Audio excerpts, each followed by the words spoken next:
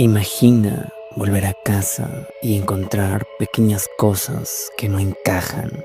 El televisor cambiado de canal, tazas usadas, luces encendidas. Entonces llamas a la policía, registran cada habitación, pero no encuentran a nadie. ¿Por qué? No eran fantasmas ni entes sobrenaturales. Era algo mucho peor. Alguien acechaba desde adentro de las paredes. En 1986, en un pueblo pequeño, una familia vivió exactamente esto, cuando un joven empezó a observarlos desde escondites en su propia casa. Ese joven, con un historial de conducta inquietante, un año después quedaría vinculado a un crimen atroz que involucró a una madre embarazada y a sus dos pequeños hijos. Esta historia es real y fue protagonizada por un adolescente llamado Daniel. Daniel Laplante nació el 15 de mayo de 1970 en un pequeño pueblo típico de Nueva Inglaterra. Su vida familiar nunca fue tranquila. Sus padres se divorciaron cuando apenas era un niño y vivió principalmente con su madre y su padrastro. Desde muy temprano, Daniel sufrió abuso sexual y psicológico por parte de varios adultos en su vida, incluyendo a su propio padre y su padrastro. En la escuela, Daniel enfrentó grandes retos. Fue diagnosticado con dislexia desde muy joven. También luchó con dificultades de aprendizaje y atención, lo que lo llevó a ser visto como extraño o raro por sus compañeros.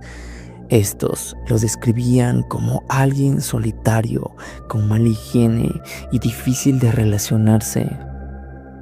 La acumulación de abusos familiares, el rechazo social y las frustraciones escolares lo aislaron cada vez más de sus pares. Preocupados por su comportamiento errático, su madre y los responsables de su escuela decidieron mandarlo con un profesional. Allí recibió un diagnóstico de trastorno por hiperactividad, lo que hoy en día se entendería como trastorno por déficit de atención e hiperactividad.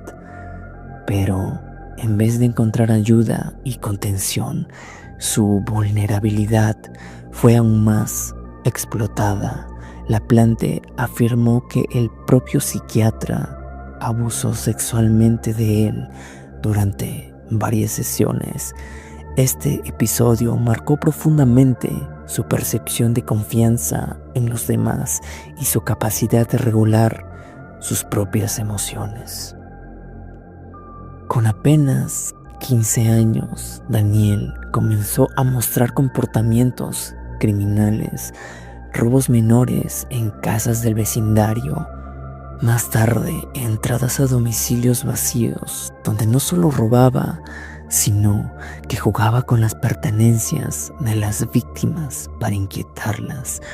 Algunos expertos creen que este patrón era una forma perturbadora de obtener control o poder en una vida en la que siempre había sido impotente. Laplante asistía al mismo instituto que una joven llamada Tina. Él mostró interés por ella, pero la joven no sabía nada de Daniel. Entonces el adolescente la contactó repetidas veces por teléfono antes de conocerla. Quedaron en tener una cita. Tina lo esperaba pensando que Daniel era alto, atlético y atractivo, como él mismo se había descrito por teléfono. El día de la cita, Daniel acudiría a su hogar cuando ella abrió la puerta y lo vio en persona, la imagen no coincidía con lo que él había descrito. Daniel estaba desalineado, incómodo y socialmente torpe. Aún así, ella aceptó salir. Durante la salida hizo comentarios y preguntas que la incomodaron. Incluso tocaron temas sensibles como la muerte de la madre de Tina. No hubo conexión, no hubo química y sobre todo no hubo sensación de seguridad. Tina decidiría no volver a verlo.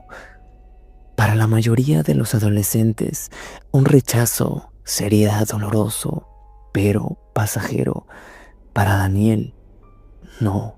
Su historial de trauma, su aislamiento y su incapacidad para gestionar emociones transformaron su negativa en una obsesión. En lugar de aceptar el límite, comenzó a vigilar la casa de la familia. Observaba horarios, rutinas y movimientos. Lo que comenzó como curiosidad, pronto se convertiría en acecho. En la casa vivían Frank Bowen y sus hijas Tina y Karen. Era una familia común, sin conflictos públicos ni antecedentes de violencia. Pero Daniel ya no estaba mirando desde afuera. Aprovechando su experiencia entrando en casas del vecindario, encontró un acceso a un espacio estructural dentro de la vivienda. Se trataba de un hueco dentro de las paredes del sótano, un espacio estrecho entre vigas y paneles, lo suficientemente grandes para que un adolescente delgado pudiera esconderse. No era un cuarto secreto diseñado para habitar, era una cavidad estructural improvisada como un escondite. Durante semanas, Daniel vivió dentro de la estructura de la casa. Salía cuando no había nadie, tomaba comida, se movía por los espacios internos y regresaba a su escondite. Escuchaba conversaciones, aprendía rutinas y observaba la vida cotidiana de la familia desde adentro. No era un intruso que irrumpía y se iba, era una presencia constante y silenciosa. La familia comenzó a notar cosas extrañas, objetos que cambiaban de lugar, ruidos en las paredes, golpes inexplicables, comida que desaparecía. Al principio pensaron que podía ser el viento, problemas estructurales o incluso su propia imaginación. No había pruebas visibles de intrusión forzada. En una de las ocasiones comenzaron a aparecer mensajes escritos en las paredes o en espejos dirigidos específicamente hacia Tina. Algunos hacían referencia a su madre fallecida. Este detalle es clave. Daniel utilizó el conocimiento que había obtenido durante la cita cuando hizo comentarios incómodos sobre la muerte de la madre de Tina para intensificar el impacto emocional. Los mensajes insinuaban que la madre de Tina estaba presente o observando. Esto generó un clima de terror psicológico dentro de la casa. La familia llegó a considerar la posibilidad de que se trataba de algo paranormal. No encontraban explicación lógica, pero sí la había. El punto culminante ocurrió cuando el padre Frank Bowen regresó inesperadamente a la casa. Daniel no había salido a tiempo de su escondite. Frank escuchó ruidos dentro de la vivienda. Al revisar, encontró a Daniel oculto dentro de un armario. Estaba sucio, desorientado y armado con un hacha que había tomado de la casa. El enfrentamiento fue inmediato. Frank logró reaccionar rápidamente y encerró a sus hijas en una habitación junto a él. Tina escapó por una ventana para buscar ayuda. Mientras tanto, Daniel, dentro de la casa, intentaba volver a su escondite. Cuando la policía llegó por primera vez, no lograron encontrarlo. La vivienda parecía vacía, pero la familia sabía que alguien había estado allí. A los días, los hechos volvieron a ocurrir. La familia, horrorizada, llamó nuevamente a las autoridades. Esta vez hicieron una búsqueda más intensiva. Fue entonces cuando descubrieron el acceso al espacio oculto en el sótano. Dentro de ese espacio encontraron evidencia clara de ocupación, restos de comida, ropa, objetos personales, señales de que alguien había permanecido allí por días o semanas. Finalmente hallaron a Daniel escondido en ese espacio reducido. No estaba simplemente visitando la casa, él estaba viviendo allí. Después de que lo sacaran de la vivienda, Daniel fue procesado como juvenil y trasladado a un centro de detención para menores. Allí se realizaron evaluaciones psicológicas que confirmaron el historial que ya conocíamos: años de abusos, diagnósticos de aprendizaje e impulsividad y trastornos conductuales.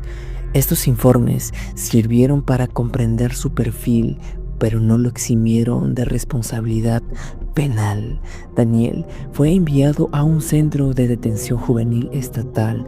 Estos centros no son cárceles tradicionales, sino instalaciones de custodia con supervisión constante.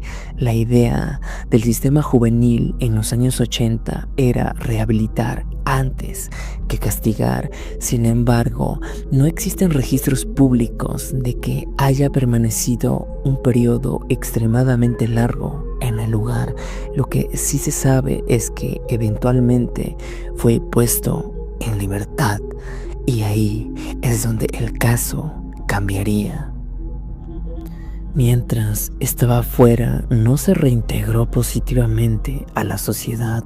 Los registros indican que cometió robos en casas del vecindario, obteniendo dinero y armas en el proceso, incluidos 2 rifles que robó de una vivienda cercana antes del crimen que marcaría el punto más oscuro de su trayectoria criminal.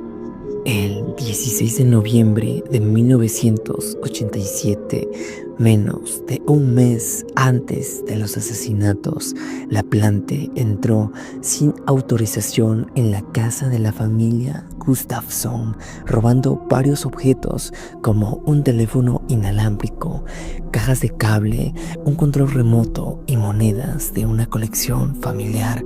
Este allanamiento previo no dejó víctimas, pero su conducta ya mostraba una invasión de espacio ajeno, planificada y sin arrepentimiento. El día de los hechos fue el 1 de diciembre de 1987. LaPlante volvió a la casa de los Gustafsson, esta vez armado con una de las armas que había robado previamente. La investigación forense y los documentos judiciales reconstruyeron la secuencia. Priscilla Gustafsson, de 33 años, se encontraba en su hogar. Estaba embarazada al momento del ataque, un dato confirmado posteriormente durante la investigación y que agravó aún más el impacto del crimen en la comunidad. Al entrar, LaPlante la confrontó con el arma, obligándola a acompañarlo adentro de la casa. Llevó al hijo menor, William, de tan solo 5 años, al armario y lo encerró allí como parte del control de la situación. A Priscilla la amarró a la cama con ligaduras improvisadas, usando lo que tenía a la mano, y la amordazó con una de sus propias medias.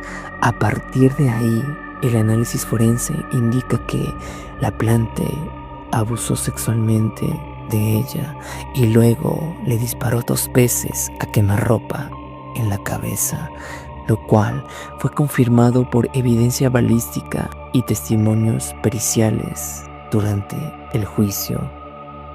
Después de atacar a Priscilla, la plante pasó a una etapa aún más perturbadora del crimen.